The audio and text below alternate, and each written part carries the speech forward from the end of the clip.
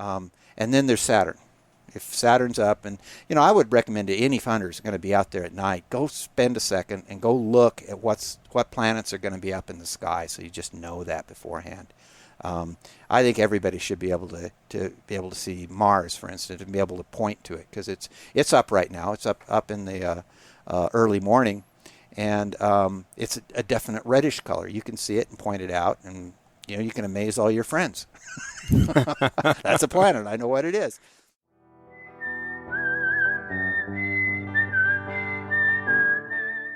These are stories of outdoor adventure and expert advice from folks with calloused hands.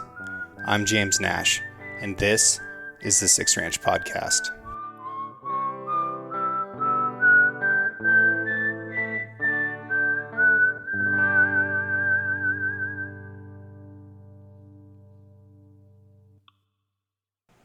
So, how would you consider yourself in this context? Are you an amateur astronomist? Yes, very much an amateur.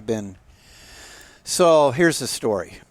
About 6 years ago now, my wife decided she needed to get me a Christmas present.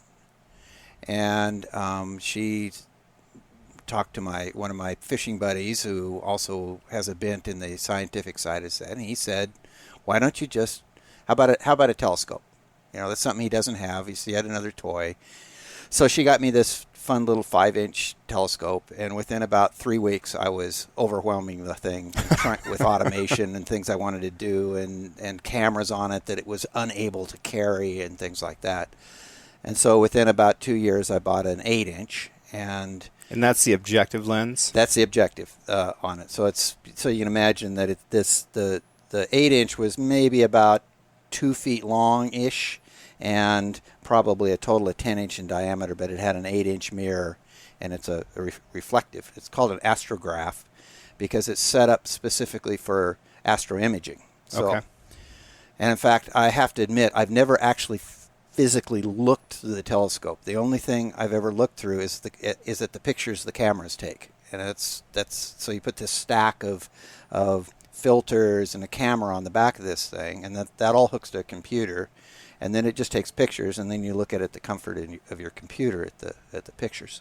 So it's more like a camera than it is like an optic. It's like a camera with a great big huge telescopic lens on the front of it. Gotcha. When I say huge, I mean huge. So I used that for another couple of years or so, and continue to get into it. And I'm a lot into the robotic aspects of it, of how the mount works and how it tracks, and writing software. I got started writing software to run the thing. And then after that, I got the equivalent of 2-foot disease in boats. You get 2-inch disease in telescopes. And in this case, I went up to a 14-inch and got a 14-inch. So that's, on the order of 16 inches of telescope on truss rods and all this other stuff. Same basic format, and with the camera stuffed on the end. This one also has a rotator, so I can turn the camera for the particular angle that I want on the shot. But essentially, it's the same thing. Hooks up to a computer, has a big mount under it, which allows it to track and go to stars and so forth. So that's developed over the last 6 years, and now I'm so far into it, I don't know how to get out. Well, so far into it that one of the reasons that you moved to the Big Island of Hawaii and are living on a volcano is for your access to clarity in the night sky. Right. So we live on the dry side of Hawaii, of the Big Island. Most people don't know there's a dry side of the Big Island, but that's where we live. And we're at about 2,000 feet and have pretty clear skies most of the time. We're on the leeward side of the island, so the clouds kind of end over the side. And theoretically, we've got really good viewing a lot of the time.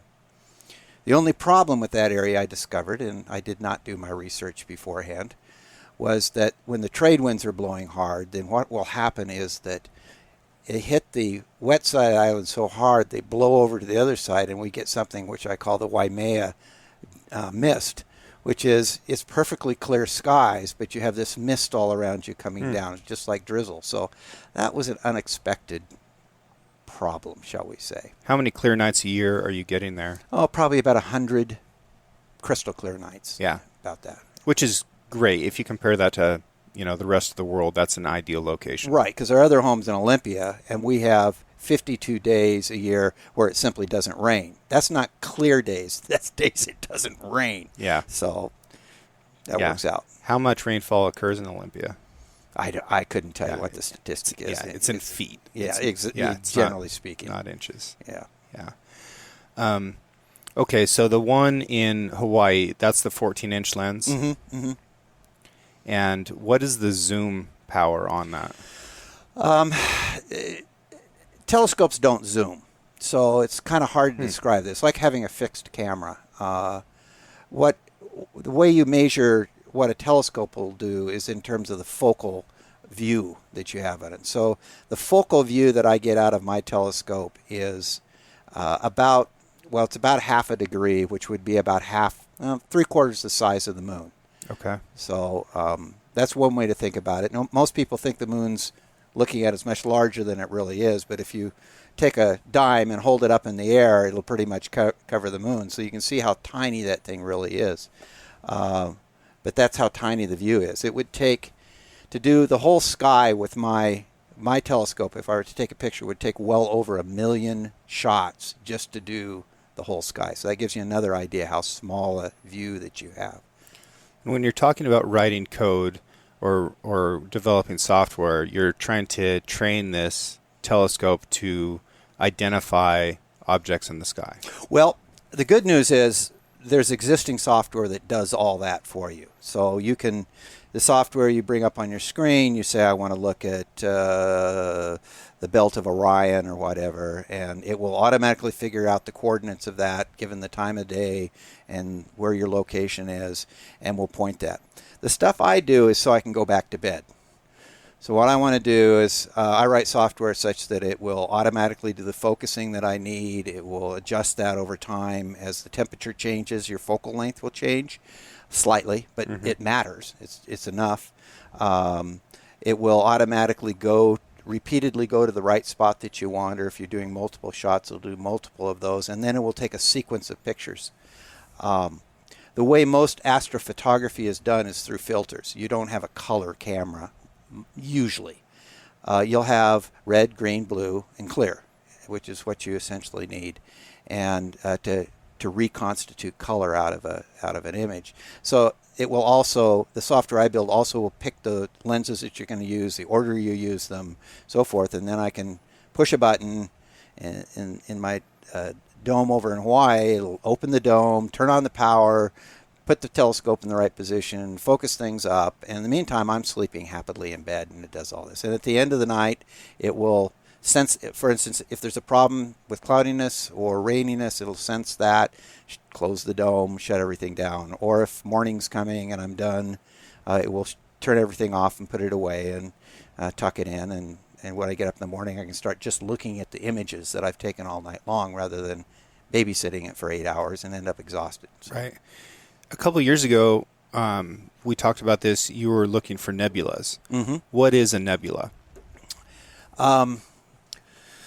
Let's see. There's two types of nebulas in general. A nebula is essentially a cloud of gas and dust, which is what our own solar system has condensed from 4.5 billion years ago. It was just a cloud of dust, and so when you look up in the look up in the sky, there are two types of nebula you'll see. You'll see something called a bright nebula, or you'll see something called a dark nebula. A bright nebula is a cloud of gas and dust which is lit up by the stars inside of it, and it can be either a reflection nebula, which means that gas and dust is reflecting the light off the stars, or it can be an emission nebula, which means it's like a neon sign, meaning the stars are so hot inside that gas that it lights it up. It basically excites it and gets it to glow just like a neon sign. If you look at the sword of Orion, which most of us Boy Scouts at one time or another were pointed at, that is an emission nebula. And you see this real dim glow with the naked eye, and that's all. It's actually a star birth area that's going on, one of the largest that we know about in our own galaxy, and it's glowing. Whereas if you look at the area where Sagittarius is, the Milky Way itself. So this is band of stars. And if you look on a very clear night, you'll see these big dark gaps. Okay. Those gaps are actually dust clouds as well between us and those stars. And those are called dark nebula. So they're the same gas clouds. There's just no stars in them to light them up, and it just blocks the light of the ones behind. And all of them have interesting shapes and characteristics and sizes and so forth. So this is what happens before a solar system is born. Yep, exactly. It's a solar system. Our sun will, a star like our sun will condense out of this. So gravity will gradually vary over very long periods of time. I mean, periods of time we can't even fathom. Will gradually pull all that dust together, and it will collapse into a star and into a bunch of little parasites orbiting around it, which are the planets. And that's how these stars and planetary systems form. It's out of those. And what'll happen is if you get any of the big ones, really big stars, 10 or greater times the size of the sun, they burn so hot that they'll actually blow that gas back out. Slowly, automatically, but you can see it pushing back out away from the stars. The pressure of the light so intense that it moves it away. Amazing. Yeah. And you got some really good images of these. Yeah, great stuff. There's people who do much better work than I do. I mean, professional quality work, but it's in the doing it, which is be able to say. I mean, just like you're taking photography of wildlife. Sure, you can go find some people who spent days out there, camped out, and finally get the exact angle on the elk with the rack up. But getting one yourself is something totally different. Sure. I took that picture. It's very good. Satisfying on another level. Absolutely. But nebula season is over, and now you're hunting for something else. Well, yes, in a way. There's I'll sort of tell a story behind this, but large stars, 10 times larger than our own, and they go up to hundreds and thousands of times larger than our own sun in terms of the size of stars, burn a lot faster than our sun does. And they burn so much hotter than our sun and so much faster that they actually produce blue light instead of the yellow light that we see from the sun. So, and in fact, there's a range of stars, depending on their size, that go all the way from very, very reddish, which are very small stars, to very huge, big stars, which burn just bright, bright blue. And it's so intense, if you were in the neighborhood, that you'd probably get instant sunburn. But these stars burn so rapidly that they essentially burn out their cores. And without going in all the physics on it, what happens is the outside of the star is no longer held up by the pressure of the heat and light coming out from the inside of the star. So it collapses down on the core. Everything collapses together, and then it doesn't like being there, and it just blows out from that point. The most massive explosions known in the universe are when these stars collapse. And they collapse about, a star will burn as short as just 1 million years and then go into this collapse. Those are called supernovas. And there's a bunch of types of them and stuff, but that's basically what they are. And a galaxy will show, if you look at a galaxy, which is a collection of stars, basically, a collection meaning 1 billion to 1 trillion stars, a galaxy will have maybe one supernova a year. So one of their stars a year. So it will go. And that seems to, you can do the math and figure it out. So, which you've done. Which I've done. So how long should it take you, given your equipment, to find one of these supernovas, and how long have you been looking? Well, without going through the math, I figured out that that given the number of galaxies that I take a snapshot of in a night, which is about, with the current stiffness I have, is about, say, 40 different galaxies I take a snapshot of. And I do that maybe somewhere between 70 and 100 nights a year. It's going to take me 3 years to spot one of these supernovas. When they go off, they produce enough light to outshine the galaxy they're in. So it's real obvious to see, this little blur of stars way out there, a very small thing, and all of a sudden there's this point of light in it that shouldn't be there. And that's the signature of a supernova. So I've been looking for one for 3 years. Statistically speaking, I should be within a 95% probability of finding one in the next 6 months. Awesome. Well, statistics help. Yeah. So you've got it on the run. And when you're taking a picture, the night sky is static, but we're moving. So according to us, the sky is moving. So you need your telescope, your big camera, to rotate and move around so that it can maintain that same image to get a long enough exposure to take a good picture. That seems incredibly difficult. Well, it once again, that's all in the electronics. I mean, the mount itself is set up with motors inside and gear trains and all this other stuff to be able to track exactly, to do that for you. You don't have to do any of that by hand, and they're amazingly accurate. I mean, incredibly accurate. That the particular mount that I use, if I could drop a name, is a Software Bisque makes a mount called a Paramount, and I have actually two of them. One being their mid-sized one, which is an MX, and the other one being their small one. They're more portable and called a Mighty. And those are able to track without any other guidance on it at an arc second. It's hard to describe what an arc second is, but it's about maybe the width of a star that you would see with the naked eye. It's just the width of that. It will hold on to that point and to give you the clarity of picture that you need. I wish there were another analogy I could use, but I struggle for that. It's like a degree, but much, much, much smaller. It's 1/3600th of a degree. Yeah, narrow. It's an arc second. Amazing. Yeah. Okay, so we've got hunters who are about to spend, the next several months out there. A lot of them sleeping on the ground, and a lot of them have really nice optics. And a thing that you consistently hear from hunters, especially those who are coming to the wilderness from town, is that they're mesmerized by the night sky because it's not something that they usually get to see because of light pollution. Right. But they've got optics. So say I've got a spotting scope that has an 80 millimeter objective lens, something 3.5, 4 inches, I don't know. Right. And in a 55 power zoom. What are some things that I could be looking for in the hunter's night sky and trying to observe, and what's up there that I can look at? Well, with optics like that, you can start and go quite across a range of things. One of the things you can do, though your tracking's going to be less good, but go look at the craters of the moon. I mean, it's when you have optics of that quality, and you just actually take some time to look, and especially the best time is when it's at a half moon or less, because you get the shadows going across. There's an amazing terrain up there, and you just never really think about. It looks all smooth, right? In fact, for centuries, people thought the moon was relatively smooth, but you take a look up there, it's not. Right. And there are some gigantic craters and lines of debris which were thrown out when the moon got smacked by the rocks that hit it, which are just they're remarkable. They're mesmerizing. You look at that and just keep scanning over it. The second thing is to look at planets. Most people don't think about it, but you can see the moons of Jupiter.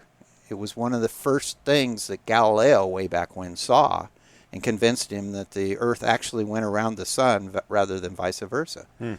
Was seeing those satellites go around and you can see those little specks of light right around Jupiter. And if really good optics on a very clear night, you might actually be able to see some of the lines, the not the rings, but the lines on Jupiter itself, the cloud patterns. And then there's Saturn.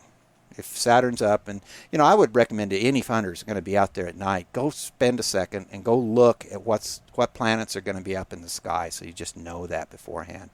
I think everybody should be able to be able to see Mars, for instance, and be able to point to it, because it's up right now. It's up in the early morning, and it's a definite reddish color. You can see it and point it out, and you can amaze all your friends. That's a planet. I know what it is. And then with optics, you can see the rings of Saturn, and that was a thing that sticks most people. Well, they will tell you the first thing that they ever remember about looking at the sky was seeing the rings of Saturn, and it is remarkable. It really is, because it's so bright, so clear, and you can see them and go, well, it's just like Hubble.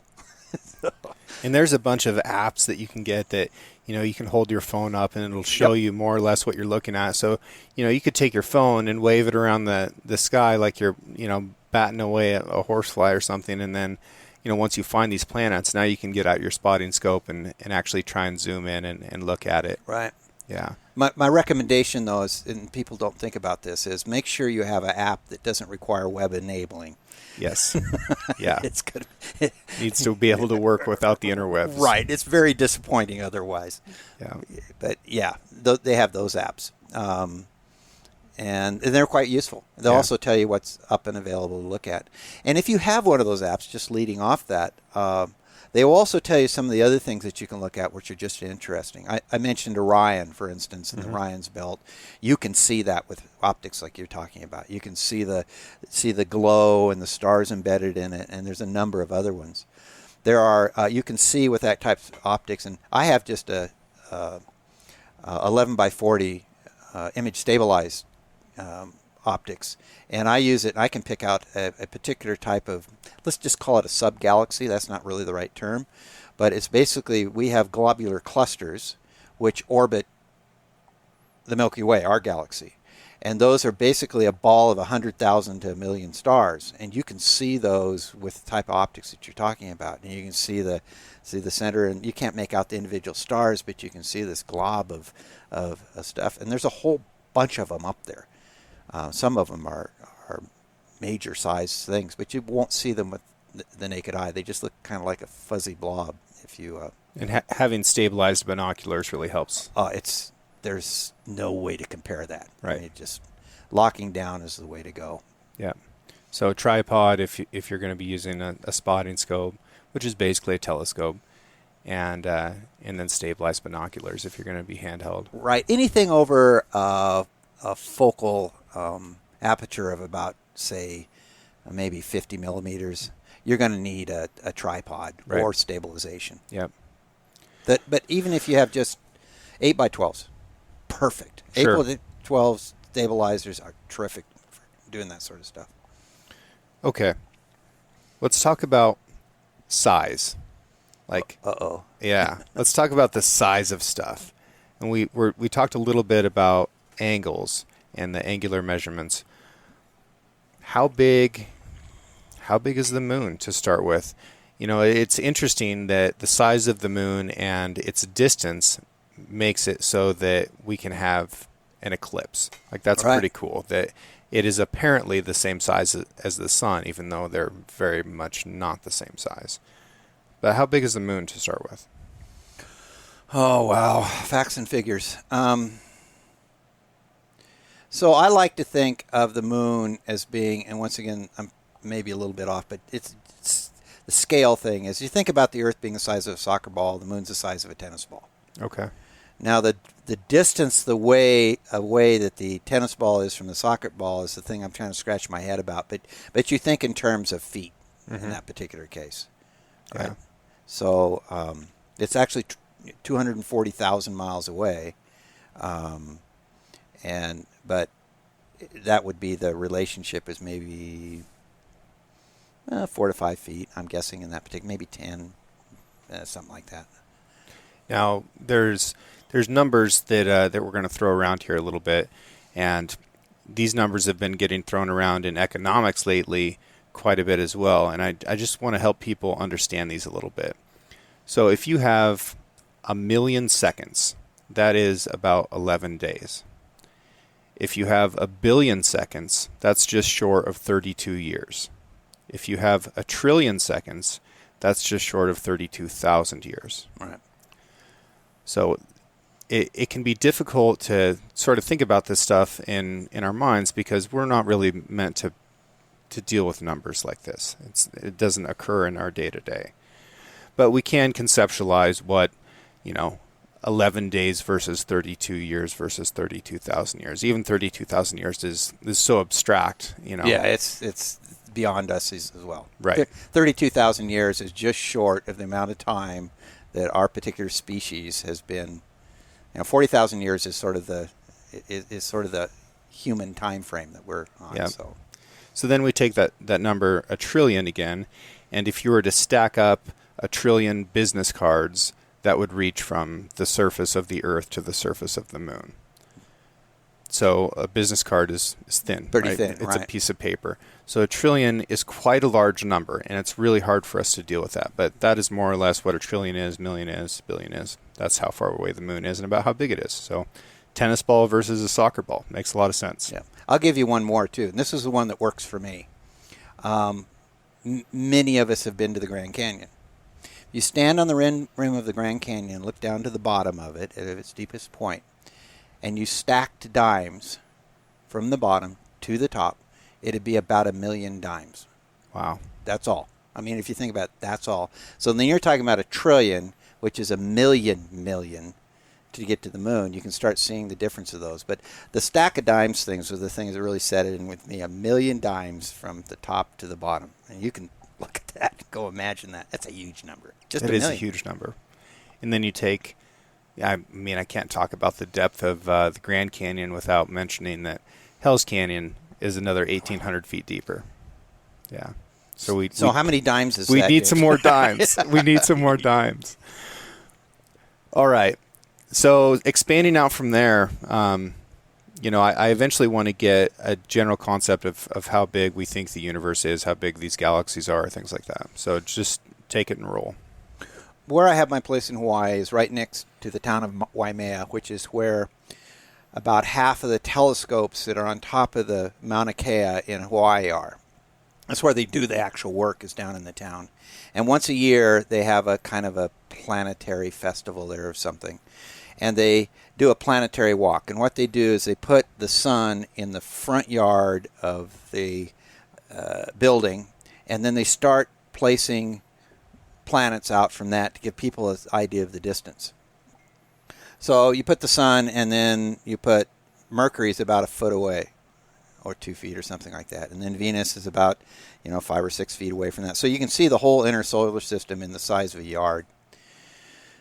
You start putting the planets up, going up a road, and they've got this straight road that just goes out. When you're about, I think it is somewhere around 1.5 miles out of town is where Pluto is. Wow.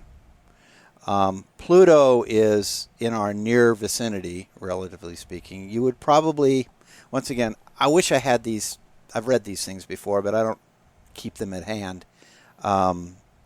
But my guess is you're looking at across the United States to the nearest star.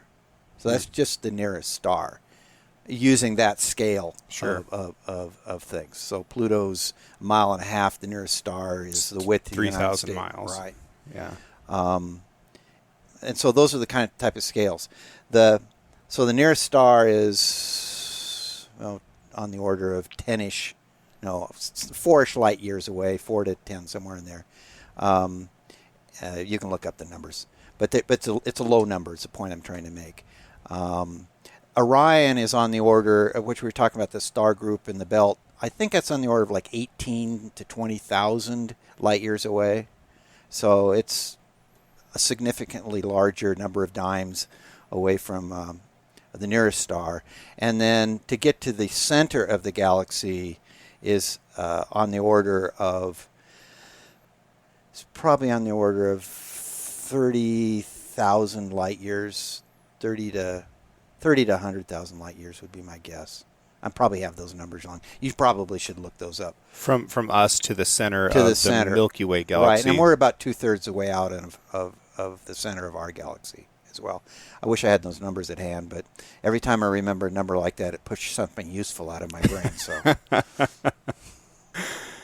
So the Milky Way galaxy, is it big compared to other galaxies? Is it par for the course? it's a larger size galaxy. It's not as large as they get. They get massive. The Milky Way has on the order of 1 trillion stars, maybe 500 billion, maybe 1 trillion, somewhere in that level. Our nearest good-sized neighbor has a few more than that. That's the Andromeda, which once again you can see with your binoculars. In fact, you can generally see it with a naked eye and really clear. You can see this galaxy up there, which is wider than the moon in terms of its angular size on it. Once again, most people don't know that's up there. So And that's our next door neighbor as far as galaxies are concerned. In terms of big numbers, yeah. And in a few years, in terms of millions, we'll collide with that galaxy. We're headed towards each other, and nobody has the brakes on. So that's going to be a mess. So what happens when one galaxy and another go past each other? You get these beautiful effects of the stars and massive star. I mean, you imagine these dust clouds all colliding together and stuff in very slow motion, of course, but you get these beautiful butterfly-looking effects of mass flying all over the place, basically, in big sweeps and whorls and so forth. You can take pictures of these things colliding, and it's gorgeous. It really is, to see what's happening. And you got to remember, these stars, as I said, they're a long ways apart. They never hit each other. They're just flying by, massive distances between them. So really, it's more of a passing effect than anything else. But it certainly tears their structure all apart and makes new, different structures going on. As we get closer to each other, will gravity from these two galaxies start to accelerate and move the galaxies towards each other at a faster rate? Yeah, absolutely. Just same thing as if you were to drop a rock from a cliff. It speeds up as time goes on. So, Well, I hope to not be around when that happens. Good chance you won't, but you never know. Never know. Anything's possible Right. these days. All right. So there's about 1 trillion stars in our galaxy. Andromeda is a big galaxy as well, and it's a long ways away. How many galaxies do we know about right now? Wow, good question. There are literally millions of galaxies in the visible universe that we can see. So you can figure that it probably billions that we can actually see. And so I always think of it as, that there's about the same number of galaxies in the visible universe that we can see as we have stars in our galaxy. So it's anywhere from 100 billion to a trillion that you can see. Once again, my numbers are probably low. But obviously, there's great distances between galaxies as well. Vast majority of the universe is space. It's just empty vacuum. There's nothing there, surprisingly so. And those distances are vast. Andromeda is on the order of millions of light years away. And then we have clusters of galaxies, which are you can once again see those because they map them where they are and so forth. And you have clusters of thousands of galaxies together, and those clusters are in super clusters of those as well. And then those are in long streams and fibers of galaxies, of super clusters going out. And you have this. If you map the whole thing and keep backing it out, you have this. Looks like a sponge, basically a light sponge, of big gaps and holes with galaxy clusters all surrounding those and so forth. It's once again, it's beyond baffling to actually look at that sort of stuff. Yeah, I don't recommend it to anybody who wants to stay sane. How does an electromagnetic pulse or radio travel through space? There must be something there to allow that wave to ride on. Well, a wave, we dive deeply into quantum mechanics, but a light wave can be treated as both a particle and a wave. As far as like the photon particle? Yeah, so a light wave essentially is a vibrating photon. It's the easiest way. It's not correct way to think about it, but it's the easiest way to think about it. So it doesn't actually travel through anything like we think of waves on water. It's actually the vibration of the photon itself is one way to think about it. So that's what's carrying it as a photon. So you have massive numbers of photons going through your body all the time. Your cell phone goes through mine as far as I can tell. So and so there's ones we can see, there's ones that are in spectrums we don't see. We only see a very, very tiny bit of the spectrum. So, and that spectrum moves into the light spectrum as well, so right. All the different colors. So as far as, we know we're starting at infrared, red, orange, yellow, green, indigo, blue, violet, ultraviolet, right. And then you start getting into radio frequencies, right? Yep. Okay. It's actually the other direction, but we have a tendency to call radio frequencies everything that we can't see. Oh, all right. But infrared is the lowest frequency that we can see, well, not infrared even, but near infrared. We can feel that as heat, is how we feel it. And what are classically radio waves are all below that. So, and then up above you have microwaves and going to microwaves. And once you get up above ultraviolet, you just get smaller and smaller into gamma rays and so forth. But they're all this continuum, just depending on the energy of the photon. So, when you have different colors coming off of a planet or a star, nebula, whatever, those are different frequencies of light. Yep. Are they moving at different speeds? Nope. Everything moves. All light moves at exactly the same speed through space, through a vacuum. That's pretty amazing. Yeah. Well, it's once again one of these things nobody can explain. Right. You would think that something with a different frequency that had a different magnitude would be, moving at a different speed. Yeah, higher energy to go speed, but it's one of the facts. Nothing can move faster than the speed of light. And it's what's been proven, and there's very good solid evidence and models and everything else to describe that. Why it's 186,000 miles per second, that's the hard part to try to explain. Why is it that specific number? But it's that number, and it's one of the reasons that right now actually trying to go 4 light years to another star and see what's there is, for us, a technical impossibility. It would take literally generations to do that. The other thing is it takes, just as in anything, it takes energy to accelerate. And the closer you get to the speed of light, the more energy it takes to accelerate. So as you approach the speed of light, it becomes taking an infinite amount of energy just to get to that particular point, because it continues to go up.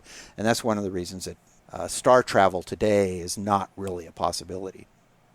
What will it take to get there? A different energy source? I don't know. I really don't know. It's I read too much science fiction to answer that. It's like there's different views on it, but I don't know. I even hesitate to speculate it. Sure. Yeah. Mars. Elon Musk is trying to move some folks to Mars. Open up some tourist shops, go over there and buy a shot glass and, I don't know, like a figurine or something. What's your take on this? Well, mixed feelings about it. Exploration is always a fun thing to do, but we have done an enormous amount of just pure exploration with robotics. And I think we will probably continue to do an immense amount of exploration with robotics. Biologically, we're pretty fragile as humans, as anything biological. We haven't yet actually figured out how we can take a human from the Earth to Mars without killing them.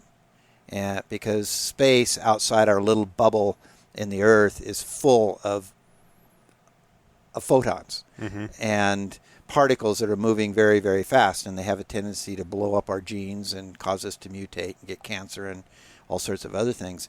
And we really don't have a way to protect somebody for the year and a half it would take for them to get to Mars. Can that get figured out? Probably. Great investment in technology and money and resources to be able to do so. But I guess I'm less enthusiastic about trying to physically explore somebody somewhere than somebody out. But on the other hand, I think Lewis and Clark were pretty fun to read about. So, what do we hope to gain from Mars? I mean, what lesson can be learned there? Is there a resource there that we could potentially bring back that would benefit us here? I suppose so. But there's the same sort of resources available from much easier places to get in and out of. You got to remember, planets are basically a gravity well. Just like the Earth, it takes a ton of energy to try to get out of our gravity well and into space to start out with. Mars is the same problem. You get down there, you got a gravity well you got to get down into and somehow put the brakes on. And then you got a gravity well to get back out of. And it costs a lot of energy, which means a lot of technology and money to be able to do those things. So I'm trying to imagine what might be as a resource on Mars that would benefit people on Earth. You can pull an asteroid and bring it in much cheaper, and you've got all the iron and probably trace elements that you'd ever want in one of those things, as near as they can tell right now.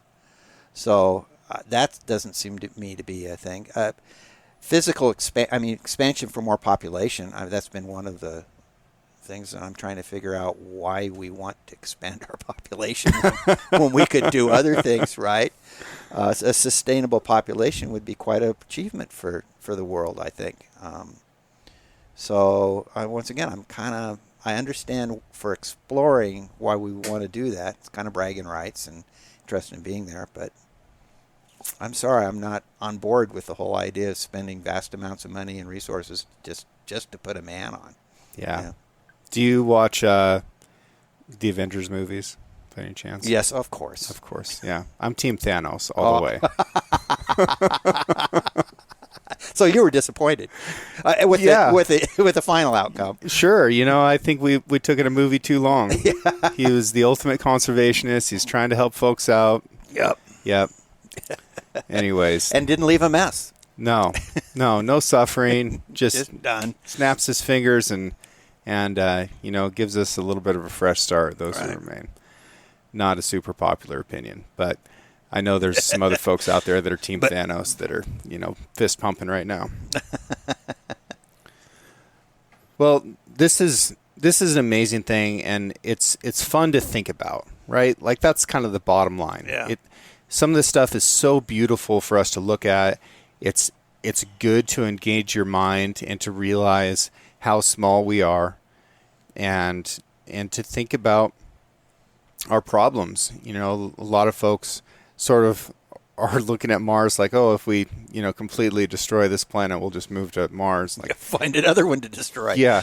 Best of luck. Like, a lot of the work's already been done there. They barely have an atmosphere. The radiation is incredible. The temperature swings are huge, mostly being pretty darn cold. It's not a good outlook. So having an intergalactic outlook on problems is a little bit better than even thinking locally or thinking globally, because we do need to do our best with what we have and make it work as long as possible. But the continually growing population is a major issue, and it's something that people really don't want to talk about. Right. I mean, it's I think people do much better when they realize they're trapped on an island and no hope's coming than they do when they think that the love boat's going to show up. They just seem to work better in their environment. I don't know what that's about, but it's an observation. So what's the future look like for you in how you're going to be viewing the sky? Are you going to get a bigger telescope? Do you feel like after you find a supernova that you'll be looking for something new? In terms of, there's a couple of projects that I have in mind at this point in time. One is I want to get better at what I call the portable astrophotography. And for instance, I've taken that 8-inch that I had, and I now have a totally portable setup which I carry around in the truck, and I want to be able to find spots at high altitude where I can get the clearest possible shots that I can. And there's a whole, I hate to call it, but it's a whole technology around doing that. The batteries that you require, how you keep charged, how you can run all night, how you can deal with dew, how can you have enough weight that you can actually carry around and still get all that, where are the spots that you can go to do those things. All that is very interesting technology to me, and I want to do that. So that's part of the puzzle. The other puzzle, there's something called a mosaic in terms of a picture that you can take of the sky. Mosaic is, as it sounds, is a series of photographs which are done in a grid. And so you can take what, I said my particular focal view is just half the size of the moon, essentially. Well, I'd like to do pictures of the sky which are, say, 5 or 6 times the size of the moon. So you get a whole bunch of different, there's structure up there which is of that size, and I'd like to be able to get it in one picture. But you end up having to do this mosaic to make it happen. And so there's a lot of ins and outs of trying to make that happen over successive nights and getting that all integrated together. And so that's really one of my goals as well, to go work on that. Is there any place that people can see the pictures that you've taken? Not that I'm aware of. Yeah. I do this purely for myself. I think I gave one away in an auction. So if you can figure out who that went to, I'm more than happy to find it. But no, I don't. But you can go online and you can see truly terrific work by amateurs on a number of sites. Just just do astrophotography and go look. And as a note, I'd also say go on YouTube and just look up size of the universe, and you'll find some really remarkable work that people have done where they start with the size of the moon and then they work up to the size of the universe itself, and it's pretty fun to watch that go on. Of course, you'll walk away feeling pretty small, but not a bad thing. Not necessarily a bad thing, no. Yeah, not necessarily a bad thing. How about some other resources, like if people want to read about this, or like say somebody just wants to get started with maybe taking some pictures of the night sky on their own?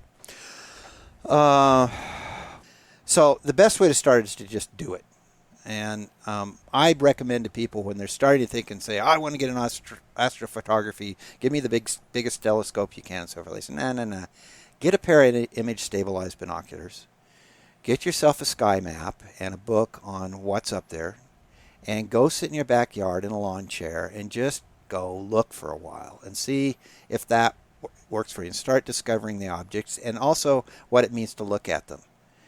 Once you get past that and you're only a few dollars invested in this, you can decide whether you want to take the next step and either get a scope to observe with or get a scope that you want to start taking pictures with.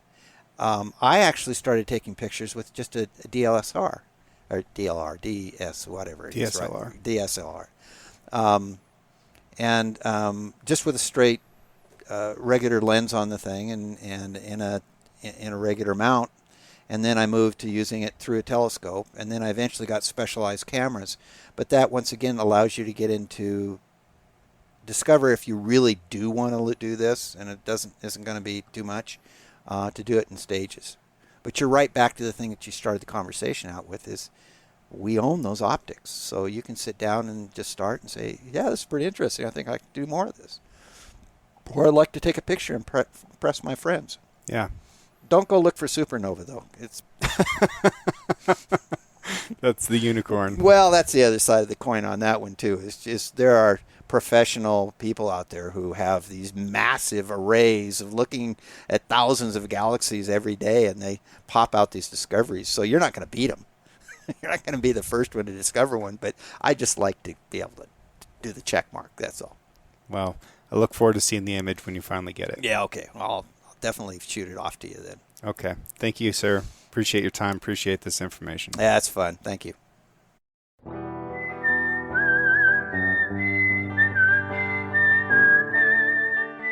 Thank you for listening, and I hope you enjoyed the show. This episode was edited by Emily Brannigan, with original music written and performed by Justin Hay. Artwork for the Six Ranch podcast was created by John Chatterlin and digitized by Celia Christofferson. If you enjoyed the show, I encourage you to share it with a friend and subscribe. You can find photos and more content on Instagram at Six Ranch Podcast. I'll catch you next week.